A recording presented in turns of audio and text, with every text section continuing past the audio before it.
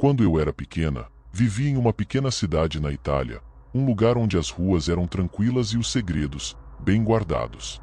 Um dia, eu me lembro de ter uma amiga imaginária chamada Mariana. Não era uma simples invenção infantil. Para mim, Mariana era real. Acordei com ela ao meu lado, brincando, conversando e fazendo tudo o que uma amiga real faria. Passamos o dia inteiro juntas, e eu estava tão absorvida nessa companhia que meus pais e meus tios notaram o quanto eu falava e brincava sozinha, mas com tanta vivacidade e intensidade que parecia, de fato, estar com alguém. À noite, enquanto a cidade mergulhava no silêncio, minha mãe recebeu uma ligação do meu tio, o cunhado dela. A voz dele estava carregada de tristeza e urgência. Mariana, minha prima recém-nascida, havia falecido repentinamente. A notícia caiu como uma bomba, uma mistura de choque e luto que a deixou desorientada.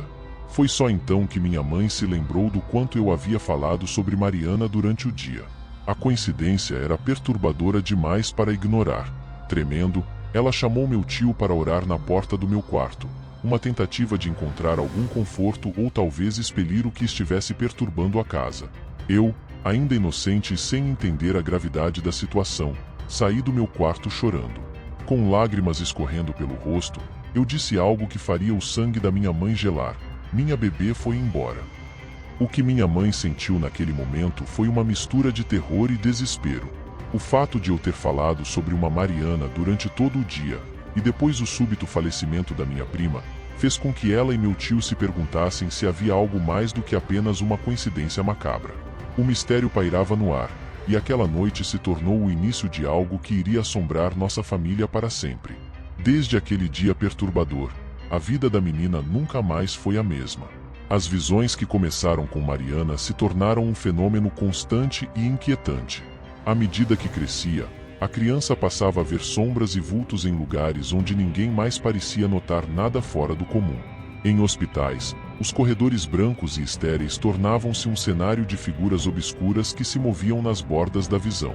No cemitério, a sensação de estar cercada por presenças invisíveis era palpável, como se as lápides e os túmulos guardassem mais do que apenas restos mortais. Ela via essas figuras em momentos de grande silêncio, quando a atmosfera parecia pesada e carregada de uma tensão quase tangível. Interpretação familiar.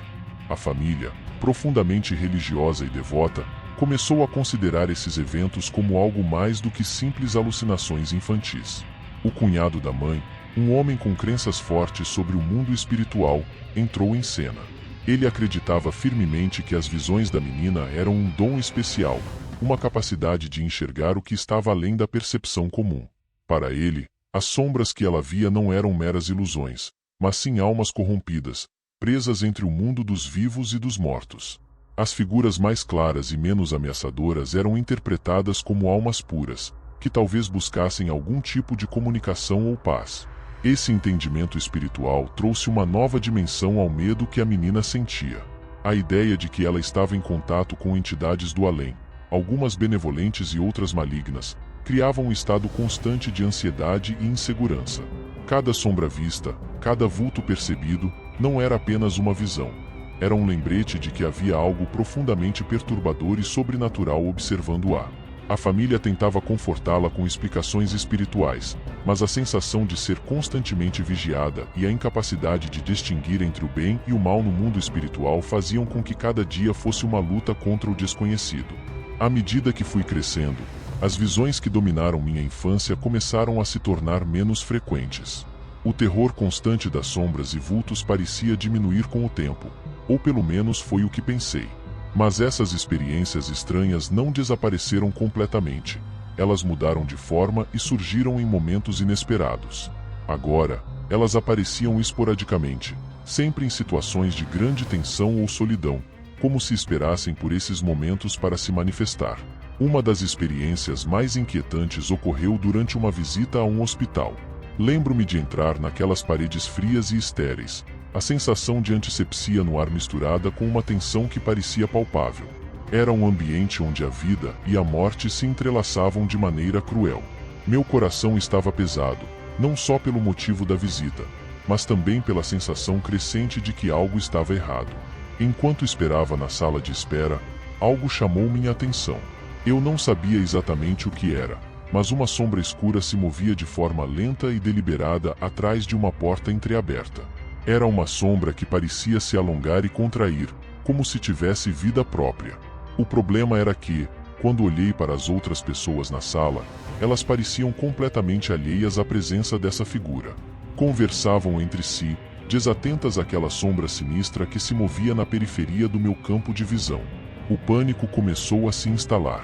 A sensação de estar observada se intensificou, e o peso no ar parecia se tornar quase físico. Era como se a sombra estivesse se alimentando do meu medo, sua presença uma constante lembrança de que algo estava errado, algo que eu não podia explicar. Meu estômago estava em um nó, e a sensação de ser perseguida por algo invisível, mas palpável, fez com que meu sangue gelasse. Fui embora do hospital com a certeza de que, mesmo que as visões não fossem mais tão frequentes quanto antes, elas continuavam a se manifestar nos momentos mais inesperados. O mistério que cercava essas aparições se tornava cada vez mais complexo e aterrador. A cada nova visão, a sensação de que algo estava sempre à espreita, pronto para se revelar de maneira ainda mais perturbadora, se intensificava. A casa e o mundo pareciam manter uma tensão constante, como se eu estivesse sempre à beira de descobrir algo que preferiria nunca ter conhecido. Recentemente, algo aconteceu que me deixou ainda mais perturbada do que qualquer visão do passado. Era uma noite tranquila, e eu estava sozinha em casa. O silêncio estava tão profundo que parecia quase ensurdecedor, um tipo de quietude que sempre precede algo horrível. Estava na sala, tentando relaxar, quando ouvi um barulho vindo da cozinha. Um som baixo e metálico, como se alguém estivesse abrindo e fechando as portas dos armários com força. Fui até lá, certa de que alguma coisa tinha se movido por acidente. Quando entrei na cozinha, meu coração quase parou. Uma sombra humana estava projetada na parede, grande e ameaçadora. Era uma sombra nítida e definida, mas a luz da cozinha estava apagada, e as únicas fontes de luz eram a iluminação tênue da rua que entrava pela janela e as luzes do corredor. Essa sombra não tinha uma explicação lógica. Era diferente da minha própria sombra, que eu podia ver claramente no chão. Era como se uma presença invisível estivesse se manifestando de forma física, algo que eu não conseguia compreender nem explicar. O medo tomou conta de mim como um gelo que se espalha lentamente. A sensação de que eu não estava sozinha, de que havia uma entidade invisível me observando, era opressiva e esmagadora. Olhei em volta, tentando encontrar qualquer sinal de que alguém pudesse ter entrado na casa ou de que algo tivesse sido movido. Mas não havia nada fora do lugar. Não havia explicação racional para o que eu estava vendo. O armário estava fechado e não havia sinais de que tivesse sido aberto recentemente. Tentei investigar mais a fundo, movendo os armários e procurando qualquer pista que pudesse justificar o fenômeno. Mas cada movimento meu parecia amplificar o silêncio inquietante ao redor, como se a casa estivesse se fechando sobre mim.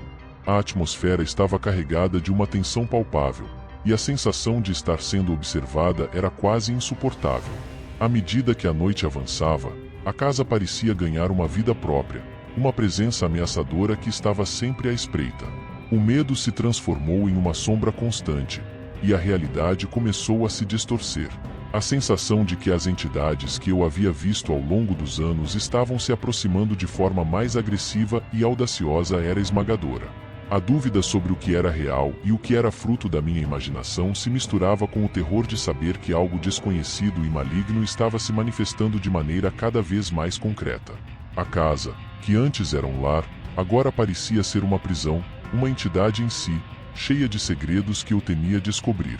Depois daquela noite na cozinha, algo mudou dentro de mim.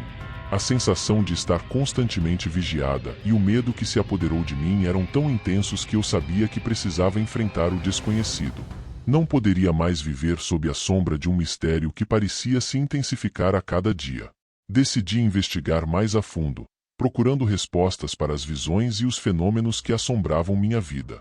Minha primeira ação foi buscar informações sobre os antigos moradores da casa.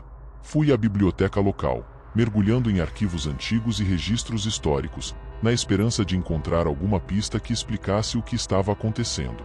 Descobri que a casa tinha uma longa história de proprietários que pareciam ter desaparecido misteriosamente ou sido envoltos em histórias de tragédias e comportamentos estranhos.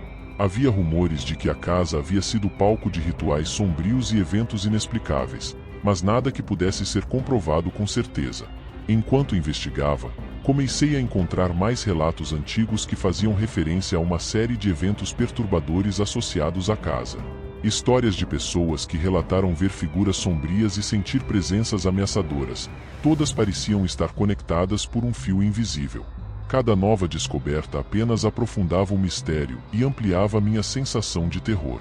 As descrições coincidiam com minhas experiências pessoais, tornando tudo ainda mais real e assustador.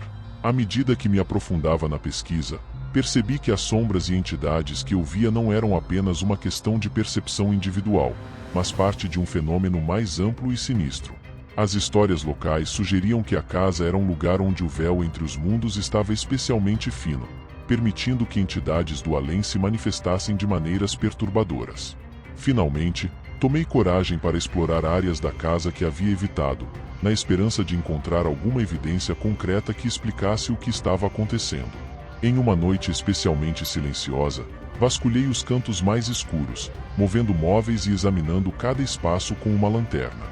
Mas, em vez de respostas, encontrei apenas um vazio opressivo e um silêncio inquietante que parecia se aprofundar à medida que investigava. O medo e a tensão cresceram a cada passo.